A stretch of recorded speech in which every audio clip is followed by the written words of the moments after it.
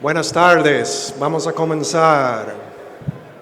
Bueno, señor Antonio Almonte, ministro de Energía y Minas.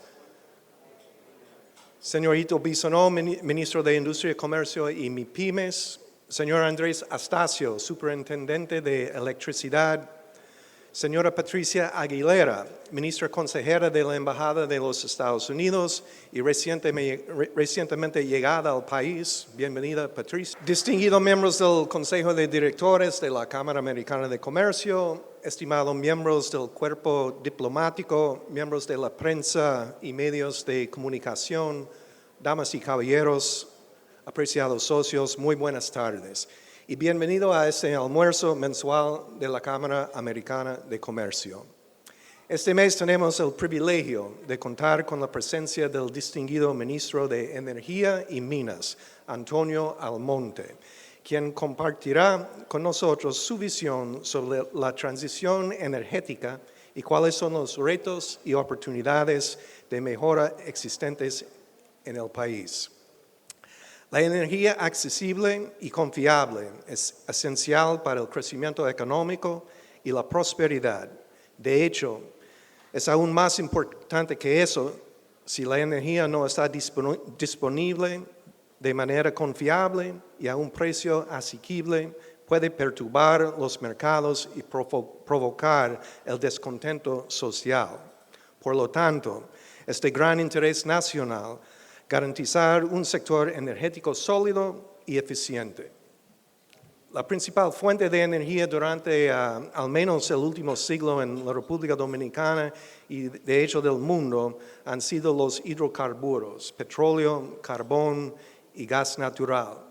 Desafortunadamente ahora sabemos que la quema de combustibles fósiles para obtener energía está generando cantidades sin precedentes de gases de efecto invernadero que están creando un planeta que está calentando y que tiene implicaciones profundamente peligrosas para no solo nuestra calidad de vida, sino también para la civilización misma. Nuestra mayor esperanza está en una transición acelerada a las energías renovables y alternativas que reducirá significativamente las emisiones de gases de efecto invernadero y al mismo tiempo proporcionará energía asequible y confiable a una economía en crecimiento. Y así, el tema de la presentación de nuestro orador invitado, la transición a las energías renovables en República Dominicana, no podría ser más relevante. Relevante para el crecimiento económico que continúa y relevante para la salud y el bienestar de generaciones futuras. Tenemos la fortuna de tener como nuestro orador invitado y huésped de honor un hombre eminentemente calificado para el desafío, Antonio Almonte, ministro de Energía y Minas.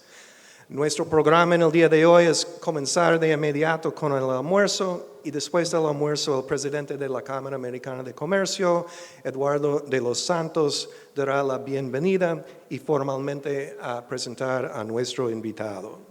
El título de su presentación es La transición energética, oportunidades y desafíos, y después de su presentación, el ministro ha acordado responder a unas preguntas que hemos recogido de nuestra membresía. Antes de concluir, quiero reconocer y felicitar a nuestro buen amigo Eric Wolf, consejero senior para asuntos comerciales de la Embajada, después de 3 años trabajando con nosotros para crecer el comercio entre nuestros dos países, está mudando a otra posición con el servicio comercial del Departamento de Comercio. Gracias, Eric, por tu profesionalismo y amistad y que tengas éxito al nuevo cargo. Y agradezco a todos ustedes por su presencia y compromiso con el desarrollo de nuestro país. Juntos podemos construir un futuro energético sólido y sostenible. Que tengan todo buen provecho y muchísimas gracias. Debo hacer una pequeña aclaración antes de empezar estas palabras, y fue que me pidieron que no me refiriera al tema eléctrico en el día de hoy. Sacaré mi mejor esfuerzo acá. Me complace dirigirme a los presentes desde este importante podio, ya instaurado como un símbolo para la difusión de ideas y de soluciones para el crecimiento institucional y de desarrollo. Hoy, junto a nuestro invitado y orador, estaremos visitando las perspectivas de la minería y de la energía en la República Dominicana con la ponencia de su autoridad máxima, el ministro Antonio Almonte.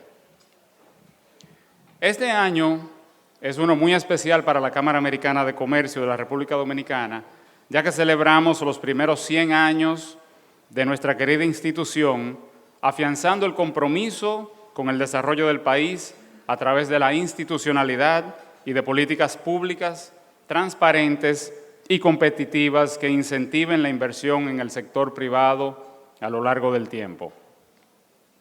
Desde su fundación, AmCham-DR ha trabajado incansablemente para promover el crecimiento económico, así como la generación de empleo y el desarrollo sostenible empresarial, mediante lazos para el desarrollo de negocios entre República Dominicana y Estados Unidos, los cuales son encauzados en conjunto por nuestra Junta Directiva con el apoyo de nuestros comités de trabajo, los cuales están conformados por expertos representados por nuestra membresía que se enfocan en áreas específicas para el análisis y discusión del porvenir de la República Dominicana en las áreas de tecnología e innovación, facilitación de comercio, la salud y, por supuesto, el sector de energía y mineros, entre otros. Estos esfuerzos han brindado grandes frutos y reitero, como de costumbre, la invitación a nuestra membresía a conocer más detalles de estos foros y cómo pueden ayudar a cumplir los objetivos estratégicos de la membresía. En el encuentro de hoy abordaremos los principales temas que atañen a la minería, una actividad que ha demostrado ser un aliado importante del desarrollo económico dominicano y generador de importantes fuentes de empleo y de transferencia tecnológica. Y hablaremos por igual acerca del futuro del sector eléctrico, el cual ha contribuido otro tanto, pero llevando aún a rastras oportunidades de mejoras históricas y otras tantas producto del crecimiento de la economía dominicana. Con respecto a la industria minera, a través de importantes y consistentes inversiones de capital y de recursos humanos, se ha convertido en un motor para el desarrollo del país, mostrando un potencial enorme de crecimiento sostenible. El minero es un sector que se ha convertido en una pieza clave para la economía nacional, influyendo de manera importante en las exportaciones del país, en la inversión extranjera directa, al tiempo que es un importante generador de empleos de calidad y de impulso para la adquisición de bienes y servicios a proveedores y contratistas nacionales, generando bienestar a las comunidades y nuevas oportunidades de desarrollo a nivel nacional. En los últimos 10 años, la industria minera ha representado más del 1.8% del Producto Interno Bruto.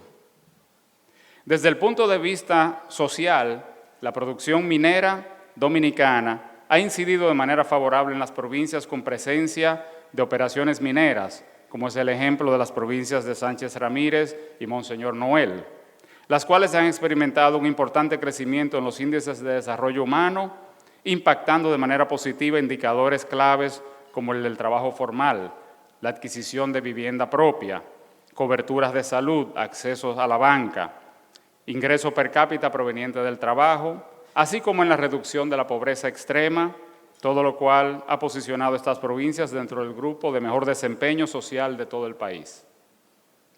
En lo que respecta al sector eléctrico dominicano, dije que no iba a hablar de eso. Hablaré brevemente, pero del enchufe. Este artefacto fue inventado en el siglo XIX.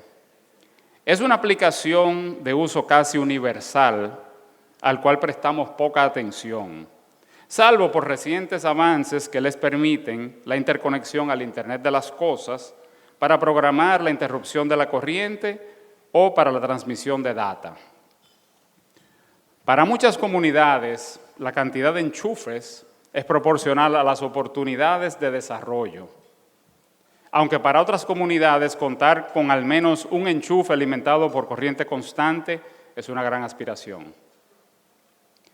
Dudo que alguien tenga como principal prioridad prestar atención a este artefacto, salvo cuando fallan o cuando debemos de conectar algún dispositivo.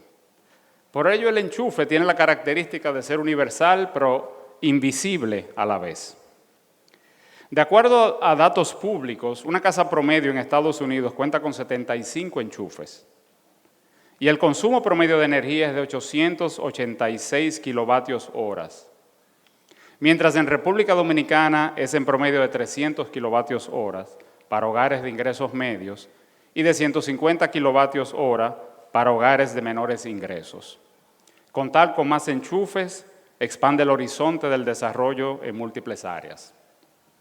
He repetido varias veces en intervenciones públicas el pensamiento del físico Michio Kaku, quien en su obra Physics of the Future explica de algún modo que en lo que respecta a la electricidad, la aspiración universal es que ésta sea igualmente invisible.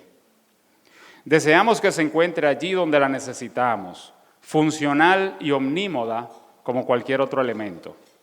En contraposición, cuando la electricidad no es invisible a la población, usualmente obedece a algo ostentosamente concerniente. La República Dominicana ha dado pasos agigantados en el campo de la generación eléctrica, incluyendo avances importantes hacia la próxima transición energética, por lo cual personalmente felicito a nuestro invitado y orador de hoy por impulsar firmemente estos logros alcanzados en materia de energías de fuentes renovables. Pendientes quedan avances hacia lograr la referida invisibilidad social de la electricidad para los usuarios finales, como todos sabemos. La industria de la minería y de la generación eléctrica dominicanas tienen elementos importantes en su conjunto, como por ejemplo el representar el 30% de las inversiones extranjeras de la última década. Y ambos sectores se ubican igualmente, anualmente, dentro de las 10 mayores contribuyentes al fisco de la República Dominicana, de acuerdo con datos suministrados por la Dirección General de Impuestos Internos. Por lo tanto, es fundamental velar por la preservación de las políticas públicas que han permitido estas historias de éxito económico para el país, acelerar aquellas reformas que permitan el mayor aprovechamiento de los avances tecnológicos en estas áreas y mantener el posicionamiento que hoy exhibe la República Dominicana como un gran lugar para atraer mayores inversiones en estos sectores de forma competitiva y transparente, y que puedan éstas continuar contribuyendo a la sostenibilidad de las finanzas públicas y a la competitividad de la producción nacional. Para hablarnos acerca del futuro de la energía y de la minería en la República Dominicana, hoy tenemos un gran conocedor de estos sectores, cuya obra académica y legados han servido de base para los avances que en estas materias ha alcanzado el país. Se trata del ingeniero Antonio Almonte, ministro de Energía y Minas de la República Dominicana, para quien solo puedo tener comentarios muy positivos y decir que es un ciudadano con una gran preocupación por su país y una de las personas con una de las mayores visiones para el impulso de esta transición energética. Con estas palabras agradezco su paciencia y le doy la bienvenida al ministro Almonte para sus palabras.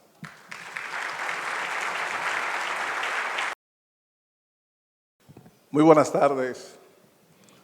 Muchas gracias.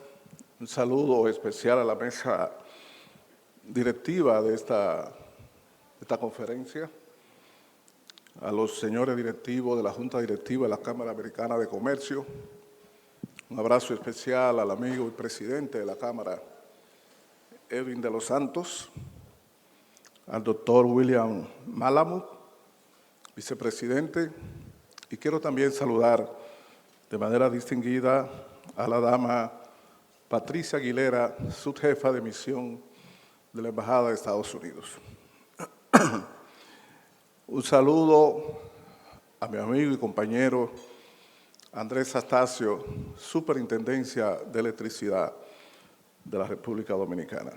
Un abrazo a todos ustedes, empresarios, funcionarios intelectuales, amigos y compañeros, por su presencia a escuchar mis humildes palabras en esta tarde. En primer lugar, no se trata de palabras de corte estrictamente personal, no puedo hacerlo en mi condición de ministro de Energía y Minas, y no hay duda de que la preocupación esencial cuando me conceden el honor de la invitación es un poco tratar de conocer a viva voz los fundamentos, los enfoques, los propósitos de las acciones y los planteamientos en términos de política energética y de minería que tiene el gobierno que encabeza el presidente Luis Abinader. Obviamente que en 30 minutos o 20 minutos no es posible hacer un examen exhaustivo, ni tampoco es el propósito de solo referirme a las acciones, sino también de dejar abiertas las posibilidades de reflexionar sobre los retos y las oportunidades que tiene por delante la República Dominicana en energía y también en minería. Le hemos colocado como título de esta palabra la expresión transición energética y minería en República Dominicana. En primer lugar, aunque no son exactamente la misma cosa, pero no hay duda de que la transición energética de alguna manera está articulada o vinculada a también procesos de transición y de desarrollo de la actividad minera en el mundo.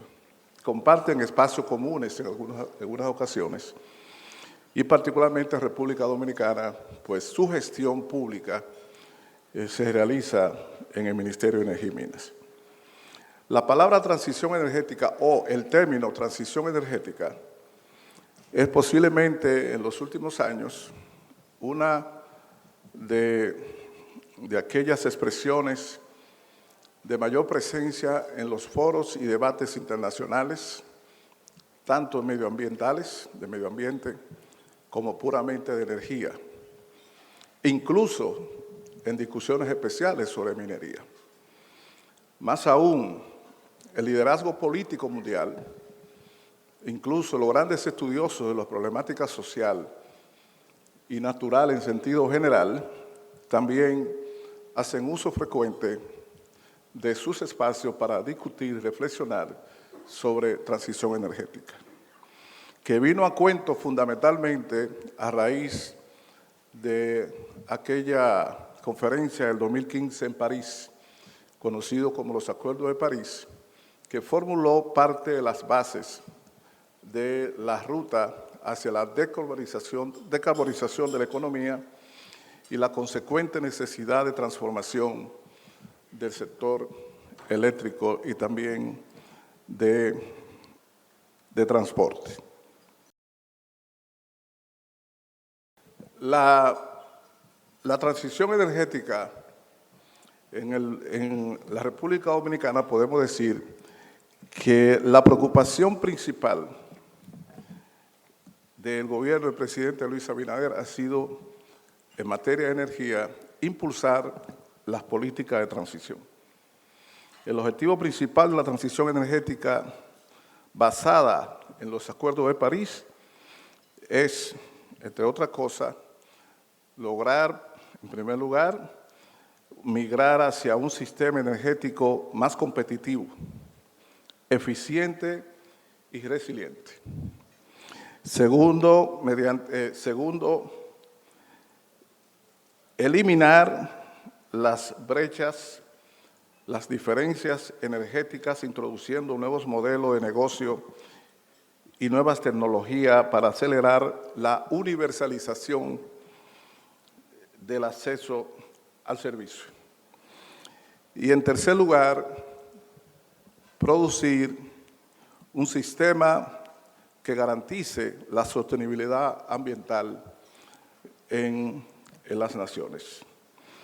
En el caso particular de la República Dominicana, esa sostenibilidad, esa transición ha sido expresado básicamente en las acciones de promoción de las energías renovables para que pasen a ser componentes importantes en la matriz de generación eléctrica en el país. Todos sabemos que un componente o una fuente fundamental de la emisión de gases de efecto invernadero es el proceso de producción de electricidad y de generación de los energéticos fósiles con lo que se produce electricidad. La segunda gran fuente, en realidad como la nuestra, es el transporte basado en combustibles fósiles y también, en sentido general, los procesos industriales que incluyen el uso y la quema de combustibles fósiles. Son fuentes fundamentales de la generación de emisión de dióxido de carbono. En el caso particular de la República Dominicana, la transición energética no solo ha tenido que ver en las políticas del gobierno y la visión de nosotros con el tema climático, también está asociado, como veremos, con uno de los pilares fundamentales de las políticas energéticas en el mundo de hoy, que es la seguridad de suministro. Ahora bien, lo que queremos poner en contexto aquí es que el avance hacia la transición depende mucho de las condiciones particulares de cada país.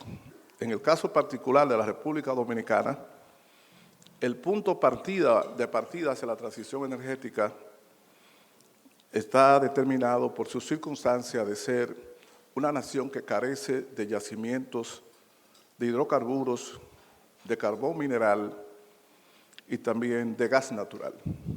Es decir, es una nación que carece de combustibles fósiles conocidos y en explotación. Y los combustibles fósiles constituyen más del 80% de los recursos que se utilizan para producir electricidad. En segundo lugar, somos una nación con una muy precaria capacidad hídrica para producir electricidad en cantidades significativas para el consumo nacional. Y en tercer lugar, a diferencia de lo que sucede con los países de Centroamérica y de casi toda Sudamérica, el sistema eléctrico nacional dominicano no tiene interconexión con ningún otro sistema eléctrico nacional con el cual pueda intercambiar procesos de compra de energía y otros servicios que contribuyan a garantizar mayor seguridad en el funcionamiento de su sistema eléctrico. En resumen, no tenemos yacimientos de combustibles fósiles, no tenemos reservas acuíferas suficientes y no tenemos sistemas de interconexión con otras naciones. Esos son elementos de partida para usted desarrollar una estrategia de transición energética en la República Dominicana. La imagen lo que ilustra es, o trata de ilustrar es, las interconexiones que hay en regiones de América del Sur, en los países de América del Sur, los sistemas eléctricos interconectados, y también existen en Centroamérica, en menor proporción, pero casi todos los países de Centroamérica, iniciando desde Panamá, tienen niveles de interconexión con otras naciones. El otro elemento fundamental que condiciona, o quizás lo que ha puesto más en evidencia la vulnerabilidad natural en esos aspectos de la reserva acuífera y de la ausencia de yacimientos de combustibles, en la República Dominicana, los acontecimientos ocurridos durante los años 2021-2022 con los energéticos fósiles en los mercados internacionales puso dolorosamente en evidencia las carencias del sistema energético dominicano. En el año 2021, todos conocimos una estampida de los precios de los combustibles fósiles, básicamente carbón, mineral y gas natural, a niveles sin precedentes en las últimas décadas.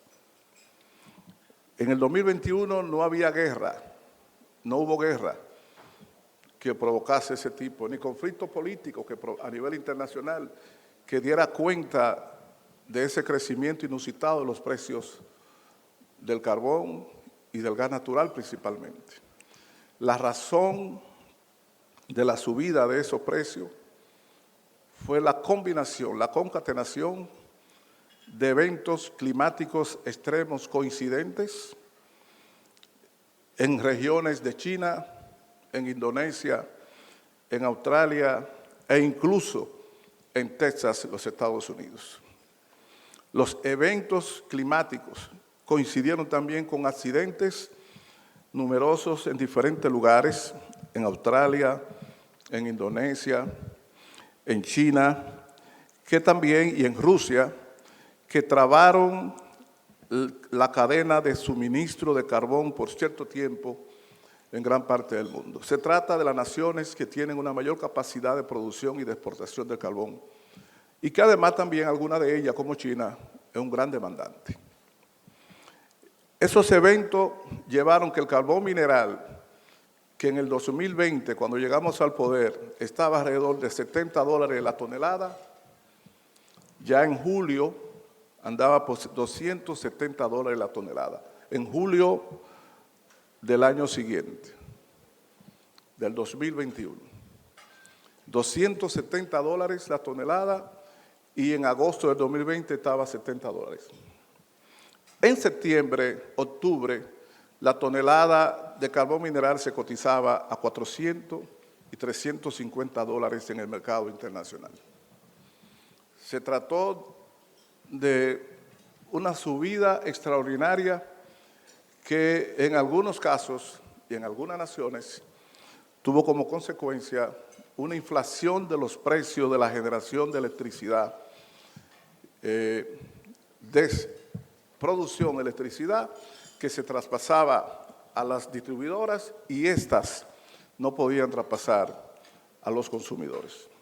Imagínense en la República Dominicana, solo la central termoeléctrica de Punta Catalina consume alrededor de 5.400 toneladas métricas de carbón diario, lo que significa que cuando usted multiplica eso por 70, tiene una factura, y cuando tiene que multiplicarlo por 400 o 300, la factura es otra. Por ejemplo, para dar un ejemplo, la central Punta Catalina, que consume unas 5.400 toneladas diarias de carbón en un mes de normal operación requiere 162.000 toneladas, que multiplicada por $70 generaba una factura de $11.340.000 en un mes. Y si se multiplica por 270, como estaba cotizado para el mes de julio, entonces eran $43.740.000. Y en septiembre a $400, por ejemplo, la factura podía llegar a $64.800.000.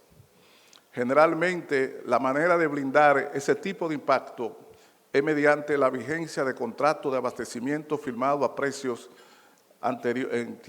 un año antes, por ejemplo, a otro precio. Lo que sucede es que cuando los chinos y el mercado internacional comenzaron a ofrecer $300 y $400 por tonelada en el mes de julio, agosto y septiembre, muchos suplidores decidieron violar sus contratos y dejar en la bandolera muchas veces a algunos de sus clientes que tenían que salir a comprar carbón en el mercado de spot a precios extraordinarios. De igual manera, en el mes de febrero y marzo hubo eventos climáticos que devastaron parte de la infraestructura de producción y abastecimiento de gas natural en Texas, generando una subida también sin precedentes del precio de gas natural. Y ahí en esa localidad, ahí en ese estado, en un momento determinado, el precio de la electricidad, que generalmente estaba alrededor de 9 centavos, llegó a venderse a $9 por kilovatio hora, de manera temporal, como consecuencia de las condiciones climáticas extremas que llevaron a un consumo extraordinario de electricidad y de gas natural en Texas. Esos eventos llevaron a que el precio del gas natural y el carbón colocaran en riesgo de suministro de energéticos fósiles a la República Dominicana para satisfacer sus necesidades. Y yo lo cito porque uno de los pilares que hay que tomar en cuenta en los procesos de transición energética es la garantía del suministro. Por ejemplo,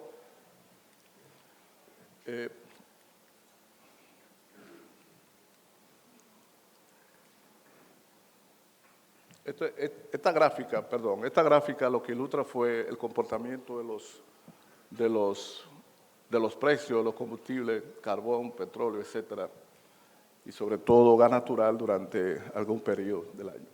Cuando yo decía del tema de los pilares de la garantía de seguridad de suministro, me refería a que en el caso de República Dominicana, que como he descrito, carece de combustible, entonces tiene como uno de sus retos el tema de la garantía de suministro de los energéticos. En esta gráfica, esta tabla, lo que quería era ilustrar cómo en ese periodo el precio de compra de la electricidad se puso, por ejemplo, en el periodo enero-mayo del 2022, después de la guerra de Ucrania, como consecuencia de la guerra de Ucrania, el precio medio de compra de energía estuvo en 16.08 y el precio medio de venta abajo de 16.46. Es decir, la diferencia fue alrededor de 0.31 centavos, lo que significa que las empresas distribuidoras tenían un margen que le impedía cubrir, obviamente, y así se han mantenido durante mucho tiempo, sus costos operativos. Lo que señalaba ahorita en cuanto a la necesidad, al tema de la garantía de suministro, queda quizá mejor expresado cuando hablamos, como han dicho algunos autores, del trilema energético, que viene muy bien al caso de la República Dominicana. El trilema energético lo que establece es una relación íntima entre tres esquinas de un triángulo.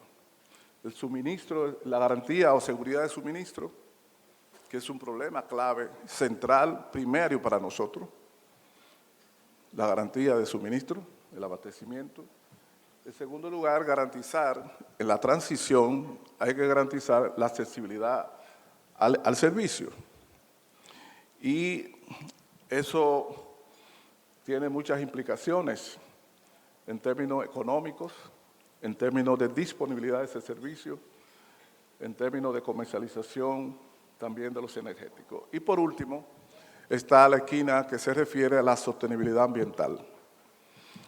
La recomendación es que cualquier política energética en términos de transición debe cuidar que mantener siempre el sistema en el baricentro, es decir, en el centro del triángulo.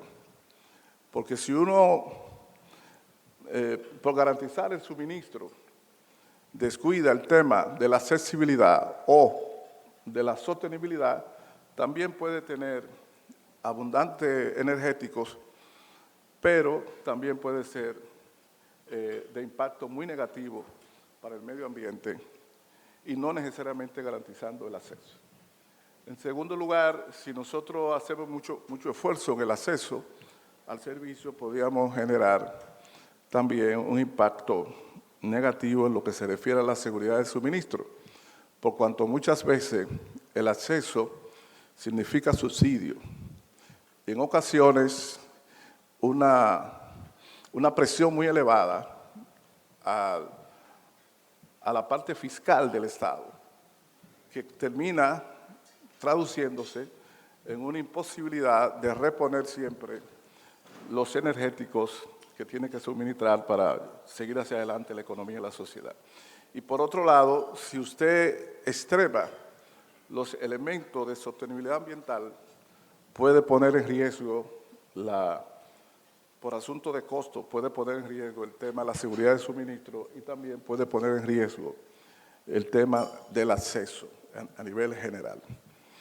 El equilibrio de esos tres elementos es lo que nosotros tenemos que buscar cuando hablamos de transición energética y con relación al trilema que hemos presentado.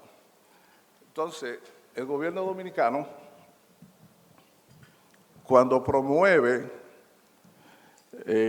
su política en el sector eléctrico, ha tenido en cuenta fundamentalmente lo siguiente. En primer lugar, ha puesto en marcha un programa de licitaciones, tal y como lo recomienda el propio Pacto Eléctrico, un programa de licitaciones basado en tecnología convencional.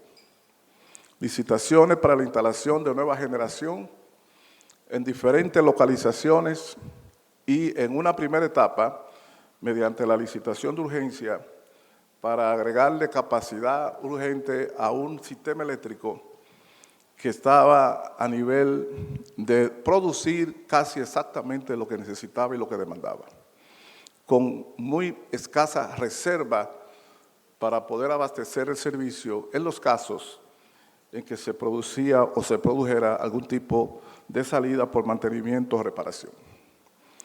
Entonces, en la dinámica de crecimiento de la economía nacional, también arrastraba un crecimiento muy sostenido de la demanda de energía.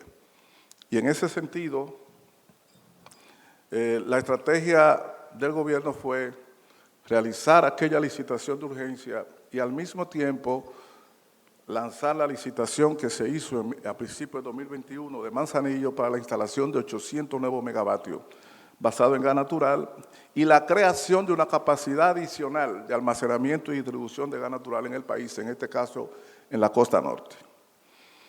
Tiene también en carpeta el lanzamiento de otras licitaciones para ampliar la capacidad de generación basada en tecnologías modernas, de nuevas turbinas capaces de producir con mucho menor nivel de emisión de contaminantes y a menor precio por su eficiencia térmica.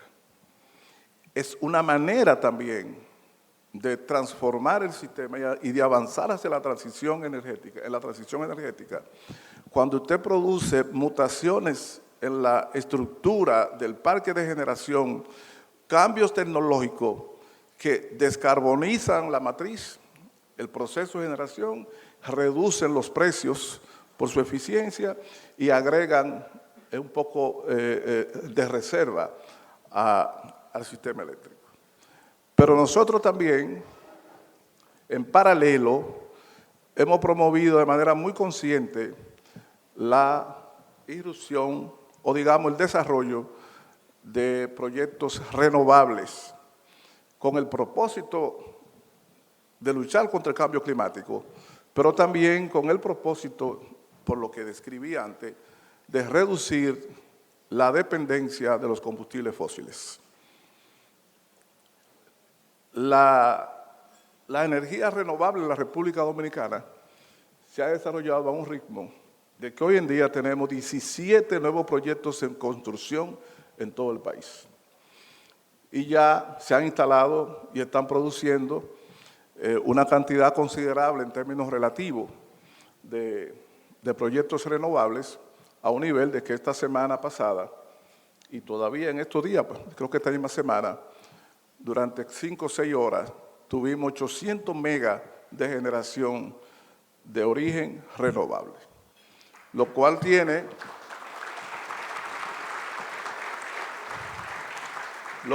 un impacto positivo en el desplazamiento de consumo de combustibles fósiles y por consiguiente de emisión de contaminantes, y tiene también un impacto positivo en la reducción durante ese periodo del costo marginal del mercado de spot.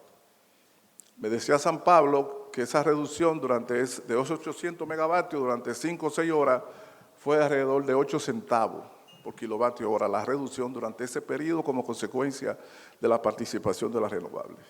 Cuando estos 17 proyectos en construcción estén plenamente en funcionamiento entre finales de este año y a principios del próximo año, nosotros tendremos ya de manera sensible una reducción en el precio de la electricidad que se compra en el mercado de spot y en general en República Dominicana, y un desplazamiento también importante del consumo de combustibles fósiles.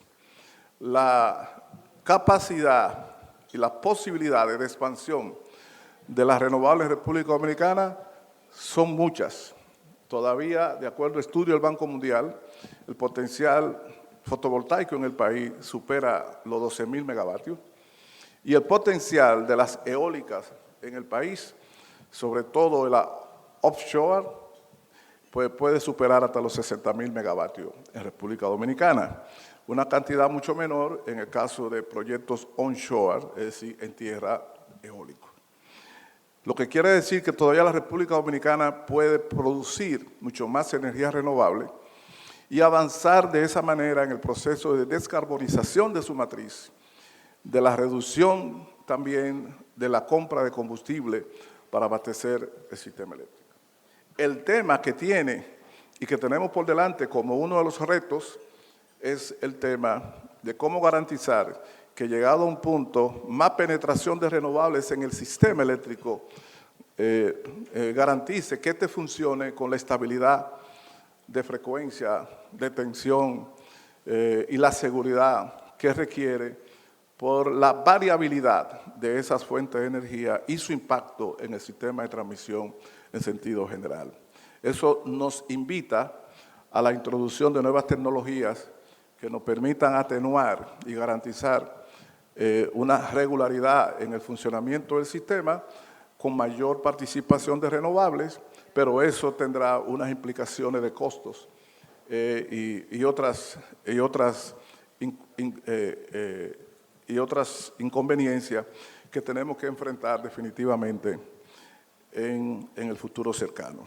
Además, el impulso del proceso de transición, sobre todo alrededor de las fuentes renovables, obliga a la reformulación del marco de regulación para garantizar la remuneración de los sistemas de almacenamiento de energía y al mismo tiempo también, en el caso en que extendamos el uso de los beneficios de las renovables al caso a pequeña escala, al caso de las viviendas, los negocios, la descentralización del proceso de producción y comercialización de energía, que es hacia donde nos lleva la transición de un modelo de producción y consumo energético relativamente centralizado, convencional, a un modelo más desagregado y democrático, con la posibilidad de que el flujo sea en dos direcciones, de que el pequeños productores que a la vez consumen también pueden vender a las redes, etcétera, etcétera. Eso significa que hay que también pensar y trabajar en una regulación de ese sector que se corresponda con sus características, la flexibilidad, la innovación tecnológica, el libre acceso de los negocios y de las personas y de la vivienda a utilizar esa tecnología, y por consiguiente es otro paradigma en lo que se refiere a la organización y la gobernanza del sector eléctrico que se va desarrollando en cualquier sociedad involucrada en ese proceso. Esos son retos de regulación y son retos y oportunidades también de inversión y de negocio que se abren con la transición energética en el país. Nosotros, como gobierno, estimulamos y caminamos con los dos pies, es decir, estimulamos y promovemos los proyectos de generación basados en fuentes convencionales como el gas natural y también las renovables. La razón es muy sencilla. Primer punto, la garantía del suministro. La garantía del suministro. Y en el futuro previsible, no nos imaginamos todavía en República Dominicana, por su naturaleza, por su característica de su dotación de recursos, que podamos garantizar el suministro sin una participación importante de fuentes de generación o plantas de generación térmica que puedan darle seguimiento y servir hasta cierto punto de respaldo al despliegue de las renovables en el país.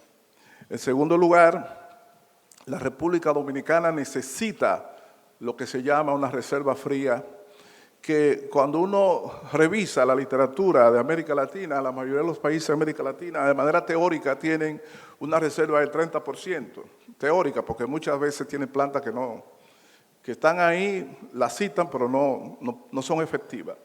Pero nosotros no tenemos reservas suficientes. Cada vez que hay una de las Punta Catalina que tiene que salir para reparación, el país cruza los dedos porque si otra fracasa o tiene algún problema, entonces podemos tener déficit de generación. Nosotros que hemos comprometido con el Estado y con la sociedad dominicana de abastecer el 98 y 99% de la demanda, porque no estamos haciendo gestión de demanda como se hizo en el pasado. Lo que estamos haciendo como gobierno todos los días es gestión de oferta, en un relacionamiento con los generadores que garanticen tener todos los elementos que necesitan para mantener sus unidades en línea y el país encendido, excepto las localidades o circunstancias donde hayan averías. Entonces, lo que busca el gobierno es la modernización y la transformación del parque tecnológico de generación hacia niveles mayores de eficiencia y mínimo de emisiones de contaminantes. En segundo lugar, reducir los costos de producción. Y en tercer lugar, garantizar que el país tenga en el corto y mediano plazo 15 o 20% de reserva fría respecto a la demanda máxima anual que le permita seguir funcionando en cualquier circunstancia en que una unidad u otra salga de circulación. Ahora, la República Dominicana tiene retos, otros retos también.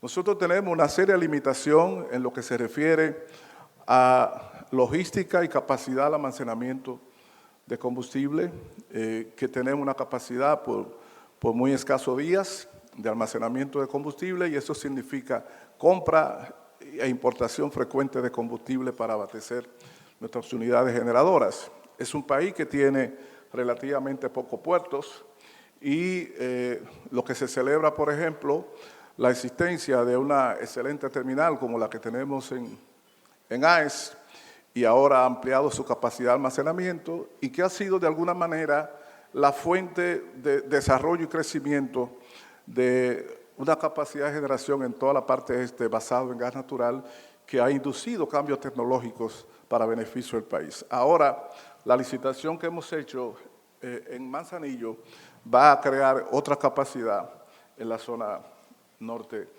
de la isla. Y quiero hacer dos observaciones más en esta intervención. Primero, no podemos hablar de los retos y de la transición energética en República Dominicana sin hacer referencia a, entre otras cosas, al tema de las empresas distribuidoras. Nosotros pusimos ahorita en imágenes algún tema que tiene que ver con los precios de compra, etcétera, de la distribuidora. Yo he explicado que solamente con la crisis de los energéticos en el año 2022, la diferencia de la factura de compra de las distribuidoras en el 2022 respecto a 2021 fue de 813 millones de dólares. Me explico. En el 2021, la factura de compra de energía ya inflada por lo que le contaba del precio del carbón, entre otros. En el 2022, después de la guerra de Ucrania, a consecuencia de la guerra de Ucrania, la situación inflacionaria de los combustibles fue peor, sin precedentes, y por consiguiente la factura de compra de energía de los distribuidores a los generadores excedió en 813 millones de dólares lo que había gastado por la misma cantidad de energía el año anterior, en el 2021.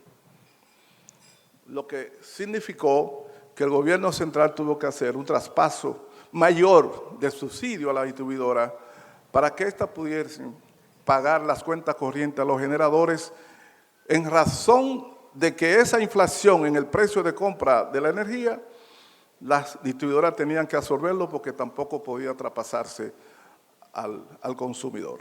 Y no hay manera de usted conseguir que una empresa, aparte de sus largos históricos déficits de administración, de gerencia, etcétera, de que una empresa que venda exactamente al mismo precio que compra y que tiene ese tipo de golpes inflacionarios y no puede traspasarlo a nadie, es difícil que esa empresa no tenga ese tipo de crisis financiera. Las pérdidas en la distribuidora ha sido un tema de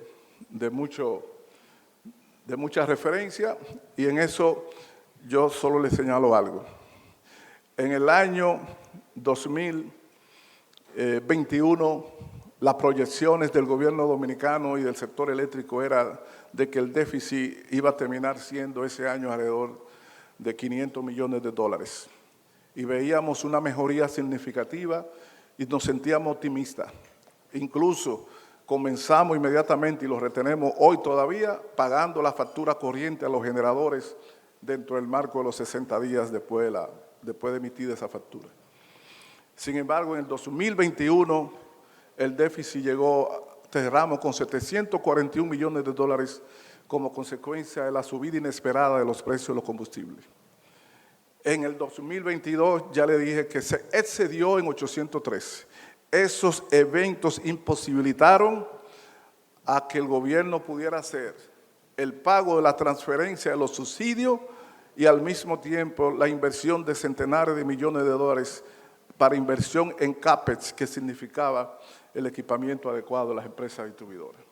Las pérdidas se distribuyen en todo el país, y una de las consecuencias de los niveles de pérdida que hemos señalado tiene mucho que ver con que el gobierno nuestro desde el principio comenzó a aplicar, eliminó la gestión de demanda. La razón básica fue que en el 2020, en agosto, nosotros estábamos todavía afectados por la pandemia. Y el gobierno del presidente Abinader se propuso la recuperación de la actividad económica, y esto no podía lograrse en medio de apagones, solamente abasteciendo 85% de la demanda de energía. Y la disposición fue inmediatamente abastecer al país el 100% para generar las condiciones que permitiesen el despertar de la producción, de los negocios y de los servicios. Y aquí yo quiero hacer con estas dos tablas una simple observación. El pacto eléctrico propuesto en el 16 y 17 y que firmamos finalmente en el 21, esta es la versión antigua del pacto eléctrico, la primera, establecía una ruta de abastecimiento de 6 años para llegar, al final de los 6 años, llegar a un abastecimiento del 97% de la demanda. Es decir, reducir a un solo 3% los apagones. Arrancando del 86% que había en el año 2016, y entonces en una tasa de crecimiento de la oferta se iba a abastecer la demanda en 97% 6 años después. ¿Por qué razón los expertos del pacto eléctrico plantearon llegar al 97% 6 años después, cuando todo el que conoce el sector sabe que en un día tú puedes pasar a abastecer el 100%, sencillamente no abriendo circuitos o cerrando los circuitos de servicio eléctrico, con una decisión administrativa? La razón es que ese pacto también tenía un horizonte de pérdida de llegar en esos 6 años al 15%, pasando de 31.5% y reduciendo gradualmente las pérdidas, un puntaje modesto cada año. Los expertos que diseñaron eso en el pacto eléctrico saben perfectamente que sin hacer las transformaciones requeridas en el sector de distribución inyectar 100% de la demanda, era imposible conseguir esos objetivos de reducción de pérdidas que estaban planteados ahí. Hay una relación muy cerca y es muy simple. La oferta de circuitos de 24 horas significa que los circuitos de 24 horas pues ya no necesitan más energía, tienen toda su energía que necesitan. Los circuitos que no tenían energía eran los que no eran de 24 horas durante los tiempos en que había gestión de demanda o apagones financieros. Y esos circuitos son los circuitos con mayor déficit de pago y de cobro.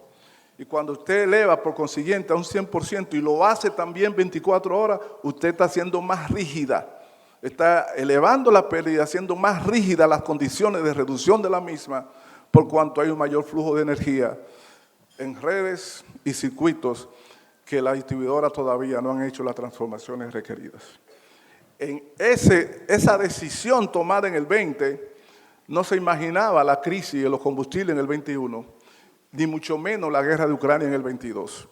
Y el gobierno, que tenía también que hacer frente a otros subsidios por la situación inflacionaria general, no pudo hacer en esos tiempos las inversiones que se requerían, no porque no lo conociera. Quiero hacer también una última observación, si me permiten, al tema de la minería. Esta gráfica se refiere a la distribución y no queremos abusar más del tiempo sobre ese punto. El tema de la minería, la República Dominicana y el gobierno del presidente Abinader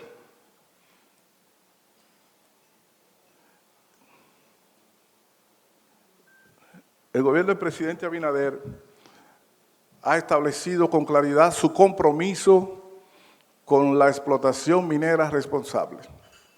La República Dominicana no es un país netamente minero.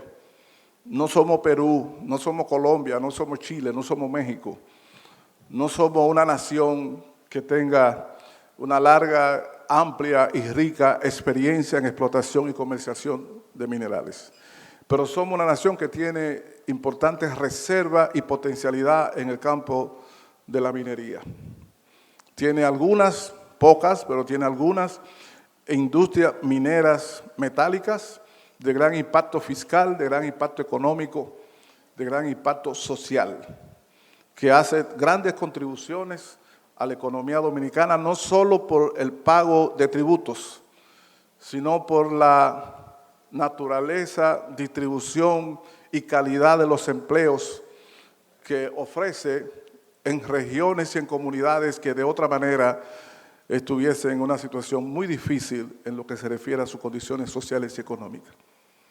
Pero aparte de esas actividades industriales conocidas, como la Falconbridge, Cormidón, la Barrick, etc., aparte de esas, existe en la República Dominicana estudios que demuestran la existencia de otros yacimientos metálicos de mucho interés, sobre todo en el campo del oro.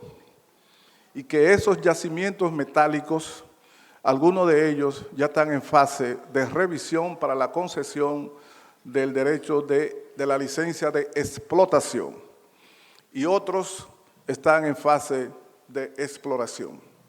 Quiere decir que el futuro de la minería en la República Dominicana es importante, es relevante y lo que se refiere al futuro y al desarrollo de la minería no metálica, de materiales de construcción, de yeso, caliza, carbonato de calcio, también es muy importante y están distribuidas en diferentes localizaciones de la geografía nacional.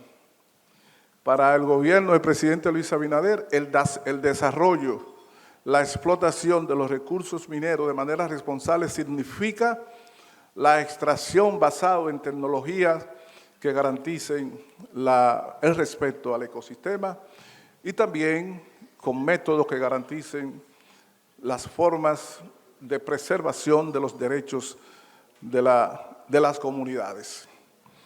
La minería en República Dominicana está adscrita al estándar 80 internacional, que significa la necesidad y la obligación de que las empresas que participen y el país de alguna manera sea abierto a la publicación de todas sus actividades, sobre todo operativas de medio ambiente y también financiera, de manera que cualquier dominicano puede ingresar a esa página y conocer cuáles son las actividades y la naturaleza de esas actividades que se realizan las empresas mineras dominicanas.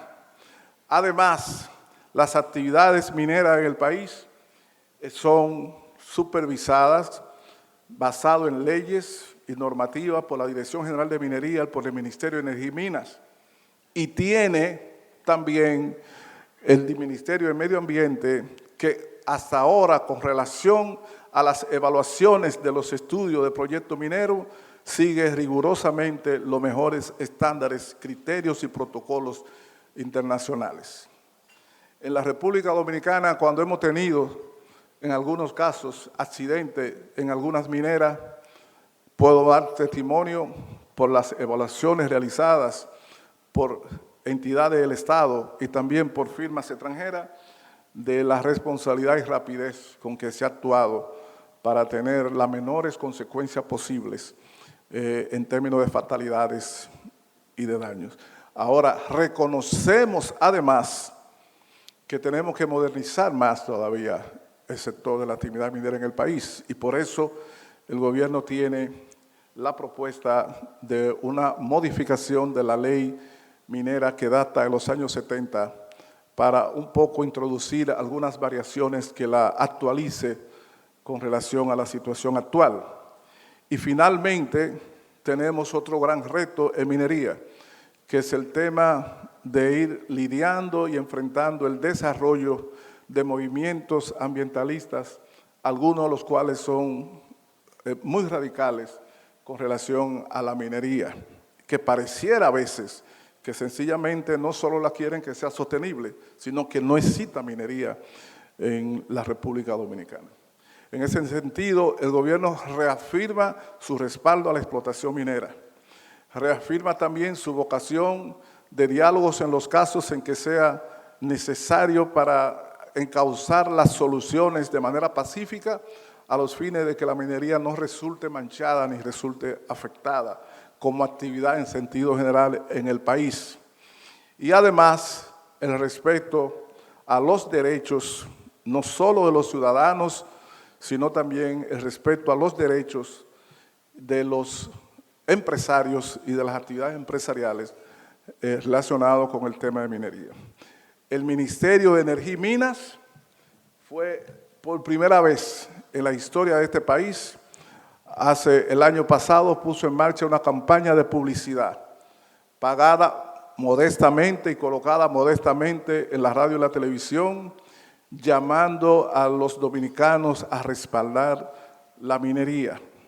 Y va ahora, en los próximos meses, a colocar con mayor profusión ese tipo de propaganda en las calles, en los periódicos, en la radio y la televisión, porque es necesario crear conciencia ciudadana para que el debate y las referencias a los proyectos mineros se haga amparado en la razón y desde la perspectiva de contribuir al desarrollo del país. Muchas gracias.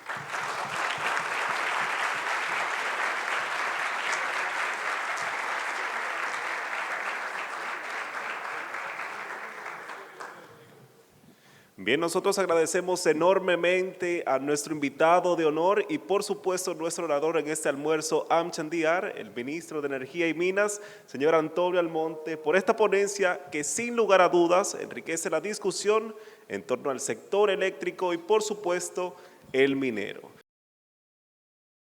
Estamos un poco cortos con el tiempo, entonces hay tiempo para dos preguntas. En seguimiento a, primero, la parte energético. Sí, ¿cuál es el plan estratégico con relación a las distribuidoras de electricidad? William, esa pregunta vale como por 5. Es una buena ocasión para decir lo siguiente, con toda franqueza. Nosotros ahora mismo, como gobierno, por varias razones que incluso algunas de ellas más o menos traté de explicar, en el día de hoy, estamos en un proceso intensivo de hacer inversiones en la adquisición de materiales, equipamientos en mayor proporción y concentrado casi 100% en la empresa distribuidora EDESTE, que es la empresa históricamente más abandonada y en peores condiciones y que encontramos con una infraestructura realmente en el suelo. Y ha sido la fuente básica de muchas interrupciones. Estamos enfocados, concentrados en la recuperación de niveles racionales de pérdida de funcionamiento de EDESTE. Ahora, la visión que tiene el gobierno es la siguiente. A mediano y largo plazo, las empresas distribuidoras de electricidad en República Dominicana tienen que introducir en su gerencia y funcionamiento espíritu empresarial que la desligue lo más que se pueda de la decisión y voluntad política discrecional. Introducir la condición de empresa, el espíritu de empresa, el principio de rentabilidad, de disciplina y de gestión independiente de otros sesgos que no sean lo empresarial. Y eso tiene dos maneras de hacerse. Una de las que más se discute es la posibilidad de participación mediante contratos de largo plazo de firmas locales o extranjeras especializadas en gestión de empresas de servicio público para su administración. No significa, por lo menos prima facie, la venta de las empresas, sino la preservación de los activos y la alianza mediante contrato de largo plazo con una estrategia de inversión para la gerencia empresarial, valga la redundancia, de las empresas distribuidoras. Ese es un planteamiento que particularmente hice yo cuando estábamos en el PRD y que después hizo el presidente Abinader en el periodo de campaña y que sostenemos. La necesidad de introducir espíritu gerencial empresarial en la distribuidora que la desvinculen de los ímpetus de la política. Naturalmente, eso es un paso que requiere también definir el origen de los capitales y el monto de los capitales que hay que invertir para la transformación de sus infraestructuras. Y hay que también definir qué se va a hacer con relación al tema de algunos pasivos, etcétera, etcétera. Pero esa es la visión estratégica. Nosotros tenemos el convencimiento total de que todo este esfuerzo en renovables, todo este esfuerzo con nueva generación, todas las gestiones que pueda hacer el sector privado para ampliar su capacidad logística de gestión de combustible, puede fracasar si la parte final, la caja registradora del negocio, que son las distribuidoras, no superan su situación. Bien, con respecto al sector minero, ¿qué se está haciendo desde el Ministerio para promover nuevas inversiones de otras multinacionales mineras en el país? Promover nuevas inversiones de otras multinacionales mineras en el país. Fíjate, la fuente básica de atracción de inversión de la República Dominicana en energía, que por cierto este año en su primer trimestre encabezó la inversión extranjera directa de inversión en República Dominicana, la encabezó el sector energía y tiene grandes proyecciones de superar los 1.000 millones este año. La fuente básica es un intangible que se llama confianza, basado en la gestión transparente de los procesos de concesiones, de contratos y de relacionamiento con los inversionistas. En el caso de minería, el gobierno dominicano realiza una labor con los inversionistas que consiste fundamentalmente en la transparencia y en la confianza en cuanto a la gestión de sus esfuerzos. Naturalmente, hay situaciones, hay escollos que no son generados por el gobierno, que son de tipo socioambientales y que en algunos casos requieren un manejo cuidadoso, porque nadie quiere que una gota de sangre manche la limpia hoja de servicio del sector minero en la República Dominicana. Entonces, cuando nosotros decimos que estamos haciendo una campaña publicitaria, también estamos indicando la disposición del gobierno de realizar gestiones, acercamiento, contacto con inversionistas en el sector minero para que vengan al país, dar a conocer las potenciales, abrir las puertas para hacer los estudios de exploración. Recibimos frecuentemente misiones de inversionistas que vienen de diferentes partes del mundo, de Canadá, de Estados Unidos, etcétera, y que están interesados en invertir en la República Dominicana en el área de minería, en restauración, en el Cibao, en diferentes localidades. Muy bien. Entonces, la Hay un última... aspecto, William, que tiene que ver con la minería, que a veces sale en la noticia. Se redujo la actividad minera. A veces no es la actividad minera per se, a veces son los precios de los minerales en el mercado internacional que varían, suben y bajan. Y el resultado neto no necesariamente es la actividad minera, es el tema de los ingresos como consecuencia de los precios. Y en otras ocasiones, las mineras tienen sus estrategias también de inversión, dependiendo de algunas circunstancias. Pero hay ahora mismo, por ejemplo, en el caso de la Barrick, hay toda una expectativa de ampliación de su expansión por la presa de Cola, que cuenta precisamente y ha contado precisamente con el respaldo 100% del gobierno dominicano en todas las gestiones. Y lo mismo que la empresa Cormidón, que ha restablecido y se ha recuperado. Y la solución de algunos de sus conflictos ha sido gracias en gran medida al respaldo del gobierno dominicano para la continuación y el desarrollo de eso. Bien, la última pregunta. Ustedes tienen maestría en ingeniería nuclear y quisiera saber su parecer sobre la posibilidad en el mediano o largo plazo de energía nuclear en el Caribe. Dicen los economistas que Keynes decía que en el largo plazo todos estaremos muertos. Yo le puedo decir que en el corto plazo solo hay una ventana que podría ser razonable, digamos en el mediano plazo, corrijo, razonable, y es la de los nuevos reactores pequeños, algunos de ellos modulares, que se están desarrollando con innovaciones tecnológicas. La razón es una sola. Los reactores nucleares siempre fueron, durante décadas, reactores de 500, 600 megavatios. Una escala que obligaba a inversiones extraordinarias y a la creación de una infraestructura humana en términos de capacidad y de regulación también extraordinario, cuyo desarrollo para un país virgen le llevaba mínimo 10 años con grandes inversiones.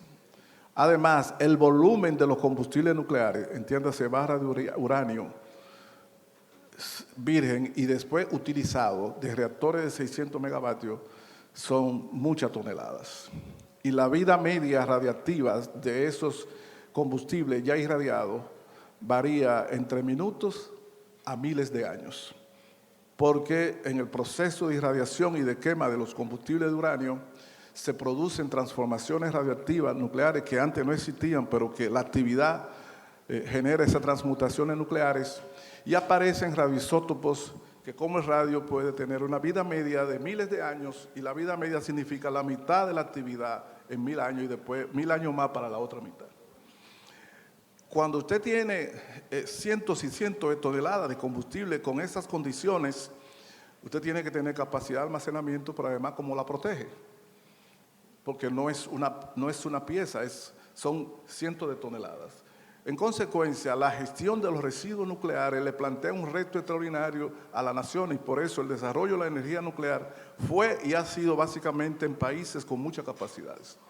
Y aún en ellos el problema ha sido serio, que las restricciones de seguridad y ambientales han obligado a elevar los costos de producción y finalmente el costo de la electricidad.